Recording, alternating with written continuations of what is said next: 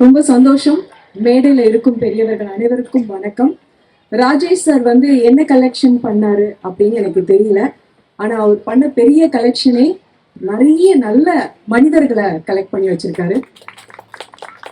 அவர் கூப்பிட்டா எதையுமே எதிர்பார்க்காம ஓடி வர நிறைய நல்ல மனிதர்கள், அதே நல்ல காரியம் நிறைய பண்ணணுங்கிற அந்த நிறைய எண்ணங்களை கலெக்ட் பண்ணி வச்சிருக்காரு. ஸோ இந்த மேடையில இருக்கிற மதன் சார், அப்புறம் இறையன்பு சார், அப்புறம் சிவா சார், அப்புறம் ஜெகன் சார், இப்போ நான் இந்த மாதிரி நிறைய நிறைய நிறைய சந்தோஷமான தருணங்களை எனக்கும் கொடுத்துருக்காரு. நான் ஒரு நிகழ்ச்சி பாண்டிச்சேரி போயிருந்தேன்.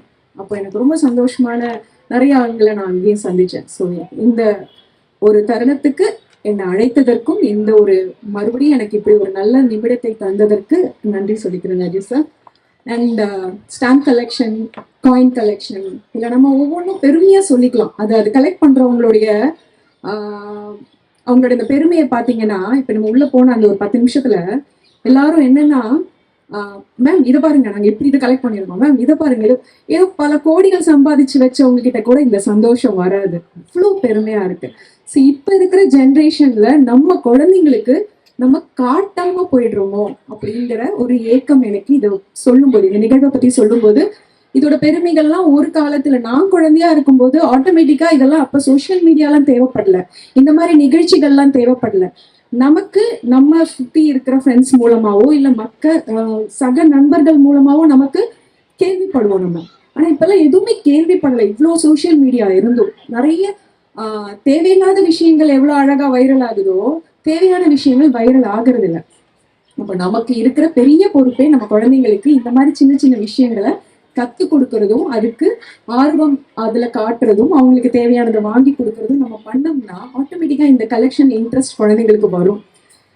குழந்தைங்க எப்பவுமே மண்ணில் பிறக்கும் போது அது வெறும் களிமண்ணு தான். அதை ஒரு அழகான உருவமா மாற்றுவது பெற்றோர்களாகிய நம்ம தான். அப்படி இருக்கும்போது இதோ பாருங்க, அங்க விளையாடிட்டு இருக்காங்க, எந்த கவலையும் இல்லாம, அவங்களுக்கு வெயிலும் தெரியல, ஒன்றும் தெரியல, சந்தோஷமா இருக்காங்க. ஸோ இந்த காலகட்டத்திலேயே அவங்களுக்கு சொல்லி கொடுக்க வேண்டிய நல்ல விஷயங்கள் இந்த கலெக்ஷன்ஸா இருக்கட்டும். ஹாபியை இறையன்பு சார் சொன்ன அழகான அந்த வார்த்தை எனக்கு ரொம்ப பிடிச்சிருந்தது, பொழுது ஆக்கம்.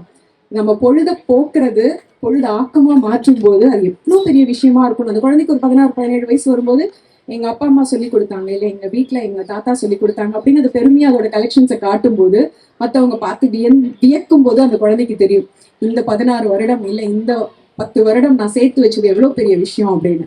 ஸோ இந்த மாதிரி விஷயங்கள், இந்த மாதிரி நிகழ்ச்சிகளுக்கு நான் கலந்துட்டதும் பெருமையா நினைக்கிறேன். உங்க எல்லாரையுமே இந்த நிமிடத்தை அந்த ஒரு விஷயத்துக்கு நீங்க யோசிங்க. உங்க வீட்டுல இருக்கிற குழந்தைகளுக்கு என்ன நம்ம கத்துக் கொடுக்க போறோம். அது சின்ன விஷயமா இருக்கலாம், சாதாரண ஒரு விஷயமா இருக்கலாம்.